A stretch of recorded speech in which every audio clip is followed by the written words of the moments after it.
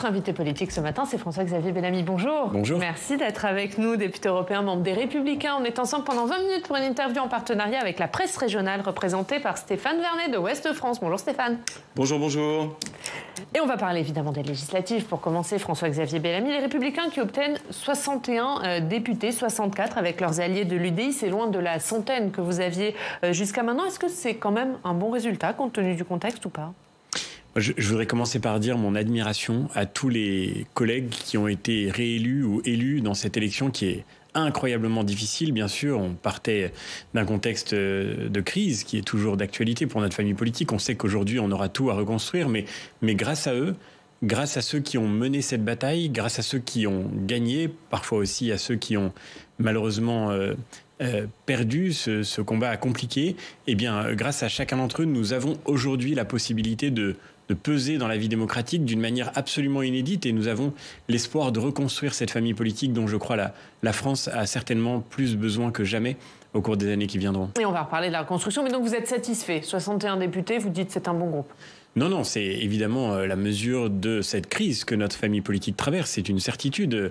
La droite a eu l'occasion de gouverner la France dans le passé à de nombreuses reprises. Aujourd'hui, nous nous trouvons avec un groupe qui est évidemment bien plus faible que celui que nous avons connu, bien plus faible que celui que nous connaîtrons à l'avenir, j'en suis convaincu.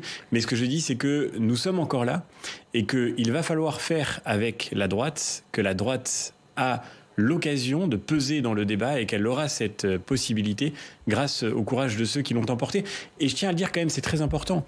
Partout où les députés de droite ou les candidats de droite étaient présents au deuxième tour, ils sont ceux qui ont été le plus massivement choisis dans l'entre-deux tours par les électeurs. Cela dit, la force de la confiance qu'ils ont su susciter dans les circonscriptions où ils sont engagés. On a des candidats qui, au premier tour, ont fait des scores absolument exceptionnels, 40-45% parfois. Au deuxième tour, ont creusé l'écart. Je crois qu'il faut souligner la solidité de ces élus. Et aujourd'hui, d'une certaine manière, c'est à eux de nous dire ce que les Français attendent de notre famille politique pour les années qui viendront. Alors, vous avez un groupe plus petit, mais qui va être en situation de peser, comme vous dites, parce qu'il est en position clé pour arbitrer un certain nombre de textes. Comment ce groupe peut-il ou va-t-il se comporter à l'Assemblée nationale ? D'abord, c'est la première chose à dire. Je crois que l'élection législative que nous venons de vivre, faisons ce constat tout simplement, elle témoigne de la crise profonde que traverse notre démocratie. Aujourd'hui, par le bilan d'Emmanuel Macron, y compris le bilan des semaines qui viennent de s'écouler, le président de la République n'a pas obtenu de majorité claire et les Français ont témoigné, ce faisant, leur insatisfaction profonde. Ils ont montré que l'élection présidentielle avait été un choix, non pas d'adhésion, mais un choix de rejet, comme on l'a souvent dénoncé. Au fond, cette mécanique de la peur que le président de la République avait cherché à installer, elle n'aboutit pas à la construction d'une majorité politique claire. Et ça vous satisfait ou ça vous inquiète ? Non, c'est très inquiétant. Vous qui êtes de la famille gaulliste, est-ce que ça vous inquiète pour la stabilité du pays ? C'est très inquiétant pour notre démocratie et je pense que tous ceux qui ont fait campagne, j'ai été un peu partout en France soutenir des candidats de notre famille politique pour cette élection législative, je l'ai vécu avec eux. On voit à quel point les Français se détournent de la politique en général, à quel point ils témoignent de leur distance à l'égard de la démocratie et on voit au fond dans cette élection législative le résultat de l'ambiance de la société française aujourd'hui. Il n'y a pas de dynamique claire nulle part. Il n'y a pas d'élan fort. Il n'y a pas de mandat qui soit réellement consistant, qui soit envoyé par le peuple français à l'occasion de cette élection législative. Et pourquoi ? Parce que cette élection, elle s'est jouée sur des ambiguïtés de la part de nos concurrents. Ambiguïté d'Emmanuel Macron, dont personne ne peut dire au fond quel est son véritable programme de gouvernement et qui n'a cessé, y compris au cours des derniers jours, de discréditer précisément la démocratie représentative qu'il faudrait au contraire à laquelle il faudrait redonner toute sa consistance. L'idée du Conseil national de la refondation qui déboule comme ça à quelques jours de l'élection législative, sans qu'on sache exactement ce que cela veut dire et qui fait suite à la Convention pour le climat, qui fait suite à la Convention sur l'avenir de l'Europe. L'opération est suspendue compte tenu des circonstances. Heureusement, c'est un gigantesque désaveu. Parce que les Français n'en peuvent plus de ces ambiguïtés. Ils ont besoin de clarté. De la même manière, la NUPES était fondée, elle aussi, sur l'ambiguïté. Et on voit que dès le lendemain, cette coalition explose. Alors, nous avons le devoir d'être clairs. Vous me demandiez comment ce groupe va se comporter. Eh bien, nous serons clairs.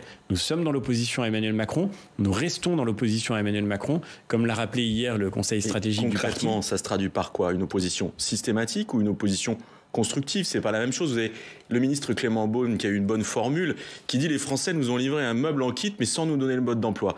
Est-ce que demain, à l'Assemblée nationale, c'est le groupe parlementaire des Républicains qui va tenir le mode d'emploi ? C'est vous qui avez les clés en main ou pas ? De fait, nous avons aujourd'hui l'occasion de défendre nos priorités. Mais nous le ferons, encore une fois, dans la clarté. Moi, je ne crois pas qu'il y ait de mode d'emploi à inventer. La vérité de cette élection, c'est qu'aujourd'hui, nous avons des députés, les Républicains, qui sont arrivés avec un mandat clair, sur un projet explicite. Nous savons ce que nous avons proposé à nos électeurs, ce que nous défendons auprès d'eux depuis des années maintenant. Et donc tout ce qui ira évidemment dans le sens que nous n'avons cessé de défendre, il est évident que nous le voterons. Cela a été fait aussi au cours des dernières années. Si nous avons enfin une réforme des retraites courageuse, comment voterions-nous contre C'est quoi courageuse idées ? Courageux, ça veut dire avec un âge légal de départ inscrit à 65 ans ? C'est même pas... Oui, bien sûr, mais en tous les cas, c'est même pas tellement le sujet. Le sujet, c'est de dire que ce que nous avons défendu, c'est-à-dire l'idée qu'il faut que la France se remette à travailler pour produire ce dont elle a besoin, pour retrouver sa compétitivité, pour retrouver son rayonnement économique dans le monde, pour être de nouveau capable de reconquérir son indépendance, cette France qui est aujourd'hui déficitaire commercialement depuis des années, ce qui nous permettra de renouer avec le travail, nous le soutiendrons. Ce qui nous permettra de valoriser le travail, nous le soutiendrons. Mais donc qu'on soit bien clair, c'est pas d'accord de législature, mais des discussions au cas par cas sur chaque texte. Mais nous restons dans l'opposition. Et je crois qu'il faut redire à quel point le président de la République a le devoir d'entendre le message qui lui a été envoyé par les Français. Et pour moi, il ne s'agit pas seulement d'examiner texte par texte ce qui doit être discuté et ce qui devra être voté. Il s'agit d'abord de dire au président de la République que le gouvernement qu'il envoie devant le Français a été disqualifié par cette élection législative. Et il faut le changer, ce gouvernement. Comment maintenir au pouvoir ? Il me semble que comment nous pourrions imaginer que soient maintenus aujourd'hui aux responsabilités des ministres qui sont soit profondément discrédités, soit profondément controversés. Je pense à un ministre de l'Intérieur qui, de manière évidente, a menti sur une affaire qui engage la crédibilité de la France devant l'Europe tout entière. Au Stade de France. Comment peut-il rester en poste ? Cette élection est aussi le signe donc que Gérald ce Darmanin doit gouvernement est fragilisé. Il me semble qu'en tous les cas, il y a quelque chose qui doit être entendu dans le message des Français à l'occasion de ce deuxième tour de l'élection législative. Est-ce que votre raisonnement s'applique à Elisabeth Borne aussi ? Comment la droite pourrait-elle imaginer rester silencieuse quand des pans entiers de la politique éducative ne passent pas au Parlement ? C'est pour ça que vous voyez, je ne pense pas qu'on doive en rester seulement à une analyse texte par texte. Il y a beaucoup de politiques qui sont menées par le gouvernement qui ne passent pas devant le Parlement. C'est le cas de l'éducation, parce que l'éducation nationale, pour beaucoup de raisons, est l'objet de peu de textes législatifs. Mais il me semble qu'il est très clair aujourd'hui que là encore, le résultat de cette élection législative porte avec lui un message et que le président de la République ne devrait pas maintenir en poste un ministre de l'Éducation nationale qui est, on en avait parlé sur votre plateau, massivement controversé, qui alimente aujourd'hui les thèses décoloniales, intersectionnelles. Voilà, vous demandez la démission précisément à la transmission de Gérald Darmanin, de Pape Ndiaye. Est-ce qu'Elisabeth Borne, elle, peut rester ? Et pourquoi ne pourrait-elle pas rester ? Elle a gagné dans sa circonscription. Qu'est-ce qui ferait qu'elle ne pourrait pas rester en poste aujourd'hui ? En tous les cas, d'abord, elle a gagné de peu dans sa circonscription, dans une circonscription qui pourrait pourtant passer pour être acquise au macronisme. Encore une fois, je le redis, la question est moins celle de savoir comment les Républicains vont se comporter. Leur ligne est claire et d'une certaine manière, nous sommes bien nombreux. C'est un peu la ligne, voilà, parce que vous dites nous, mais le nous, il n'englobe pas tout le monde. Vous avez entendu Jean-François Copé, par exemple, lui, il demande un pacte de gouvernance. Jean-François Copé, je l'ai vécu hier au comité stratégique du parti, il le reconnaît lui-même d'ailleurs, sa voix est infiniment minoritaire et l'immense majorité de notre famille politique et je crois l'immense majorité des députés qui ont été élus à l'occasion de cette élection législative, je crois que c'est eux qu'il faut écouter parce qu'encore une fois c'est eux qui savent ce que les Français leur ont demandé de dire et de faire dans cette Assemblée nationale, ne veut pas que aujourd'hui nous laissions dissoudre dans le macronisme. Nous avons besoin de clarté, nous avons besoin de constance, comme le dit votre confrère Vincent Trémollet-Villers dans son éditorial du Figaro aujourd'hui. Le maître mot pour la droite aujourd'hui, ça doit être la clarté, la clarté. Qui d'autre que Jean-François Copé ? Est-ce qu'il n'y en a pas d'autres ? Philippe Juvin, par exemple, qui a été élu nouvellement député, hier, il disait il y a plusieurs casernes dans notre famille politique. Bon, est-ce que vous craignez quand même que certains membres de votre famille politique, certains députés, aillent voir du côté d'Emmanuel Macron et quittent votre famille politique ? Moi, je redis toujours la même chose. Je l'ai dit d'ailleurs ici même à votre micro il y a quelques semaines. Ceux qui pensent que Emmanuel Macron défend la ligne qu'il faut pour l'avenir de notre pays ont tout à fait le droit de rejoindre Emmanuel Macron. Et s'ils estiment que c'est leur responsabilité, qu'en conscience ils doivent le soutenir, eh bien qu'ils rentrent dans la majorité. Nous resterons dans l'opposition. Et je peux vous garantir que c'est ce que veulent l'immense majorité des députés qui viennent d'être élus, c'est ce que veulent l'immense majorité des parlementaires, des élus de notre famille politique et des électeurs. Est-ce que c'est ce que veulent vos électeurs, justement, François-Xavier? Quand vous voyez vos scores aux dernières élections, est-ce que vous ne dites pas que les électeurs, de facto, ils sont déjà partis chez Emmanuel Macron? Nos électeurs, ils avaient dans toutes les circonscriptions de France, s'ils le souhaitaient, l'occasion de voter pour des candidats de la majorité présidentielle. S'ils ont élu dans 61 circonscriptions des parlementaires de la droite, c'est parce qu'ils veulent que les idées de la droite soient défendues à l'Assemblée nationale, et c'est parce qu'ils ne confondent pas, eux, la droite avec la politique du président de la République. Et je pense qu'aujourd'hui, on a de moins en moins, on a moins que jamais l'occasion de confondre les deux. Donc, encore une fois, je le redis, c'est un service à rendre non seulement à la reconstruction de notre famille politique pour l'avenir, mais surtout, et c'est le plus important, à la démocratie française. Il faut retrouver la clarté, la constance, le courage de la cohérence. Et c'est à partir de ce courage-là que nous pourrons redonner confiance pour tous les Français dans la vie démocratique. Cette confusion généralisée qui, aussi bien à la NUPES que dans la majorité présidentielle, écœure les Français, elle discrédite la politique et la démocratie. Pas au Rassemblement national, parce que vous ne citez pas le Rassemblement national. Parce que, de fait, le Rassemblement national, on peut partager ou non ses idées, mais la vérité, c'est que le Rassemblement national a fait campagne sous ses couleurs et personne ne lui demande d'ailleurs ce qu'il va faire aujourd'hui. Et c'est tout à fait normal. Moi, je crois au pluralisme démocratique, c'est très bien. Je pense qu'il faut respecter ce pluralisme et ça suppose que chacun assume de manière cohérente les idées qu'il défend devant les Français. Donc vous êtes très très clair, un rapprochement entre les Républicains et la majorité présidentielle, même un rapprochement négocié avec, mettons, un troisième Premier ministre qui viendrait des rangs des Républicains et un gouvernement réaménagé selon une feuille de route que les Républicains pourraient définir, c'est non, non, non, même pas en rêve. Non, encore une fois, ce que nous disons, c'est que je crois c'est absolument fondamental. Il faut que le président de la République entende le message de cette élection législative. Je pense que le macronisme, c'est terminé, si vous voulez mon avis. Le macronisme, c'est-à-dire cette espèce de situation improbable dans laquelle un homme décidait tout seul depuis l'Élysée de ce que le Parlement allait ensuite être chargé d'exécuter. On voit bien que les députés de la majorité présidentielle, qui avaient une majorité absolue dans le dernier quinquennat, n'ont servi qu'à exécuter, à mettre en scène la pièce que le président de la République écrivait tout seul de son bureau élyséen. Eh bien ça, c'est fini.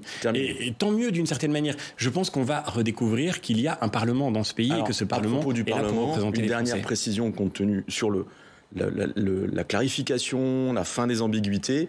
Comment ça se passe concrètement demain? Est-ce que vous pensez que les députés républicains pourraient discuter avec la NUP, avec le Rassemblement national sur certains textes pour faire barrage au gouvernement ou coordonner leur vote, ou ça c'est non non plus? Je nous reconnais assez peu de convergence avec l'extrême gauche. Ça veut dire pas d'échange jamais, par exemple, avec les députés du Rassemblement national? Mais c'est très simple, si vous voulez. Moi, je vis ça au Parlement européen tous les jours, parce qu'au Parlement européen, on est dans la même situation que dans cette Assemblée nationale qui se dessine. Il n'y a pas un groupe qui a la majorité absolue. Ce qui veut dire qu'à chaque fois qu'un texte arrive sur la table, chaque groupe doit faire valoir ses priorités. Et à la fin, il ne s'agit pas de négocier ou de se compromettre. Il s'agit seulement de peser dans la balance pour faire avancer les priorités. Mais ça veut dire que sur des sujets, par exemple sur l'islamisme radical, puisque c'est le premier texte annoncé par le Rassemblement national, est-ce que vous pourriez voter avec sur la lutte contre l'immigration? Est-ce que vous pourriez trouver des compromis avec le Rassemblement national? Mais je vais vous étonner, mais au Parlement européen,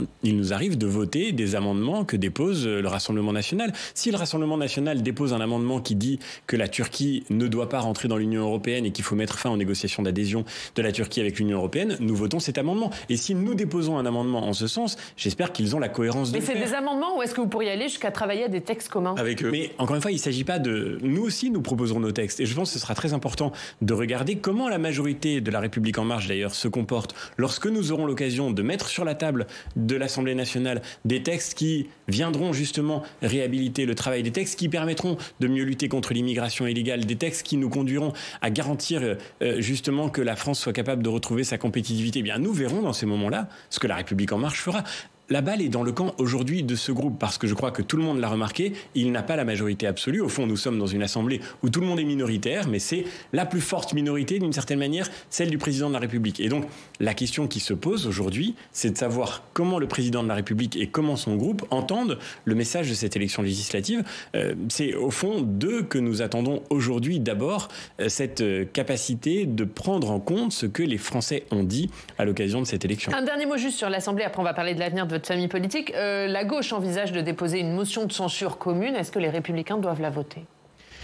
Ce qui compte, c'est que le gouvernement crée les conditions pour retrouver la capacité d'agir. Et je redis ce que je vous disais à l'instant, je pense qu'il n'est pas possible que le gouvernement lui-même revienne devant l'Assemblée nationale dans quelques semaines. Vous dites que les Républicains pourraient voter cette motion de censure de la gauche. Une motion de censure, ça porte évidemment un message. Et nous ne voulons pas d'un gouvernement qui soit plus à gauche encore, d'un gouvernement qui penche vers l'extrême gauche. Je viens d'évoquer le cas du ministre de l'Éducation nationale. Il est clair que nous n'allons pas voter, me semble-t-il, une motion de censure qui viendrait de l'extrême gauche, parce que cela voudrait dire que nous voudrions un tournant vers l'extrême gauche. Maintenant, une chose est très claire.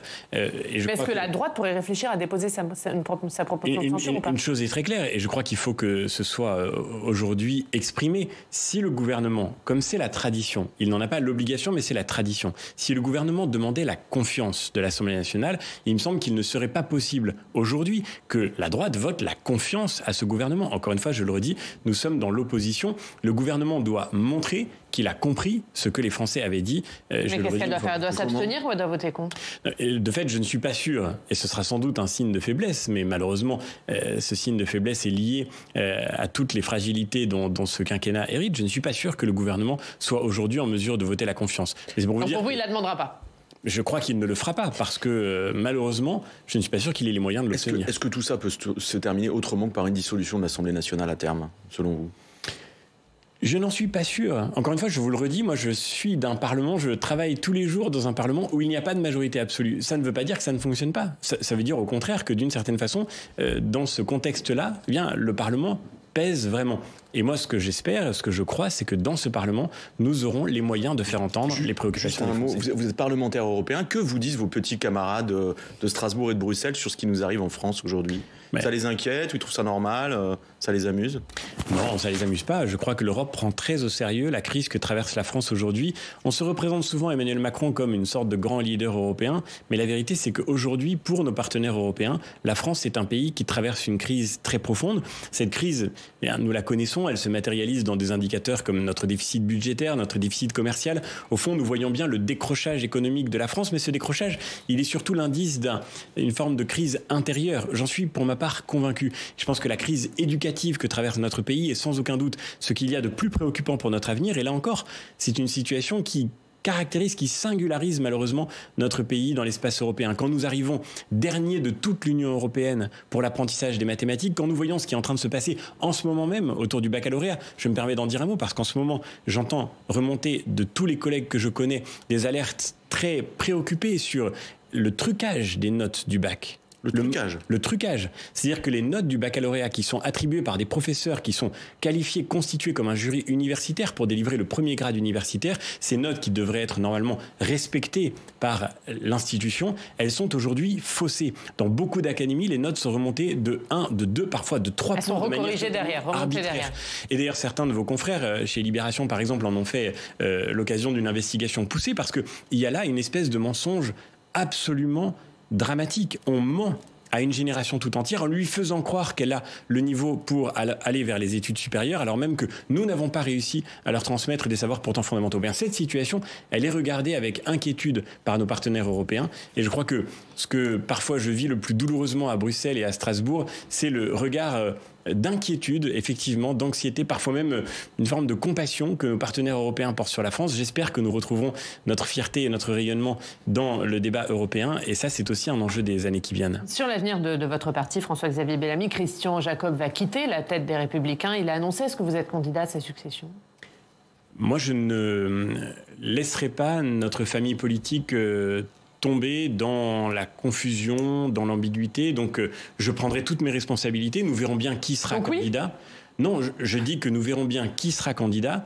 Je ne me sens pas, par définition, des ambitions personnelles. Je crois que le plus important pour moi, c'est d'assumer. Vous n'attendez pas de savoir qui va être candidat pour savoir si vous le serez ou pas, ou oui? C'est comme ça que vous raisonnez? Parce que ce qui compte, c'est de regarder comment nous allons pouvoir aborder cette élection qui sera vitale pour l'avenir de notre famille politique. Ce que je vous dis simplement, c'est en clair, si un candidat qui représente votre ligne est bien placé, vous n'irez pas. Si c'est quelqu'un d'une ligne qui n'est pas la vôtre, Aurélien Pradié au hasard, là vous irez? Je défendrai mes idées et si elles ne sont pas représentées, eh bien, j'assumerai mes responsabilités. Quelle doit être la ligne des Républicains? Pour vous, si les Républicains choisissent une ligne un peu plus centriste, un peu plus sociale, c'est pas la ligne pour l'avenir des Républicains, c'est ça? D'abord, je n'opposerai jamais l'idée que la droite doit se préoccuper des plus modestes avec l'idée que la droite doit assumer de défendre ses idées et son identité. Je n'opposerai jamais la nécessaire défense de la culture française et de sa transmission à la nécessité de défendre les préoccupations sociales. Au contraire, mon premier engagement, je suis professeur de philosophie, j'ai enseigné dans le secondaire pendant des années. Mon premier engagement a été pour défendre les déshérités, c'était le titre de mon premier livre, les plus déshérités de notre pays qui sont justement victimes de l'effondrement de ce qui fait tenir la France. Si la France est aujourd'hui dans une crise profonde parce que l'État régalien n'assume plus ses missions, si elle traverse une crise profonde parce que nous vivons depuis trop longtemps une immigration qui n'est pas maîtrisée, si nous traversons cette crise éducative, eh bien ce sont les plus modestes qui en payent le prix aujourd'hui. Alors qu'est-ce qui vous déplairait comme sociale à mesure qu'elle défendra précisément notre identité et son identité. Qu'est-ce qui vous déplairait comme ligne? Qu'est-ce qui ferait que vous vous direz mais là, il faut que j'y aille, ce n'est pas ma ligne? Mais vous le disiez, on a ce débat aujourd'hui. Des voix, elles sont minoritaires, je le crois, aussi bien chez les militants, chez les adhérents des Républicains que chez les élus qui viennent courageusement de remporter cette bataille. Mais quelques voix minoritaires nous disent, après tout, finalement, pourquoi ne pas se fondre dans le macronisme? Pourquoi ne pas abandonner nos idées? Pourquoi ne pas se dissoudre dans la majorité? Je ne laisserai pas faire, pour ma part, une ligne qui serait, je crois, totalement contraire à ce que veulent nos électeurs, j'en suis profondément convaincu, mais aussi à ce dont la démocratie française a besoin pour pouvoir se reconstruire. Donc c'est la seule condition. Elle a besoin d'une droite qui soit claire. Aurélien Pradié, ça sera mon successeur à Christian Jacob? Encore une fois, nous verrons bien, ça n'est pas d'abord une question de personne, c'est d'abord une question de fond. Et je vais vous dire une chose, la plus importante pour moi, c'est derrière la question de la position de notre famille politique sur le plan des idées, il y a d'abord le fait que nous avons absolument besoin de nous remettre à travailler. Se remettre à travailler sur le fond, retourner au contenu, revenir aux questions qui aujourd'hui préoccupent les Français et de nouveau avoir un discours à leur offrir qui ne soit pas seulement la réédition de ce que la droite a parfois répété pendant 15, 20 ans. Aujourd'hui, nous avons besoin de trouver les moyens d'une nouvelle histoire à partager avec les Français qui soit fidèle à ce que nous avons à leur offrir, mais qui soit aussi profondément renouvelée. Et ce travail de renouvellement, il est largement... Et une dernière question. Cette nouvelle histoire, elle doit s'écrire sans Nicolas Sarkozy. La page est déjà tournée ou pas? Bien sûr, mais elle est tournée parce qu'il l'a tournée lui-même. Donc c'est fait. Quand Nicolas Sarkozy qui s'est abstenu de soutenir sa famille politique à l'élection européenne, puis à l'élection présidentielle, vient maintenant soutenir des candidats de la majorité présidentielle. Voilà, moi, encore une fois, je l'ai toujours dit, je respecte le pluralisme, chacun a le droit de défendre ses idées, y compris les anciens présidents de la République, évidemment. Est-ce que Christian Jacob doit dire Nicolas Sarkozy ne parle plus au nom des Républicains? Mais je pense que tout le monde a parfaitement à l'esprit le fait que Nicolas Sarkozy, aujourd'hui, a choisi de soutenir la majorité présidentielle. Bon, il l'a fait de manière tout à fait explicite dans l'élection législative. Ce que je regrette, c'est le caractère finalement très inélégant de ce comportement à l'égard de certains candidats, de certains élus de notre famille politique qui l'avaient toujours soutenu. Je pense à Brigitte Kuster, qui a été une remarquable députée, une remarquable maire du 17e arrondissement.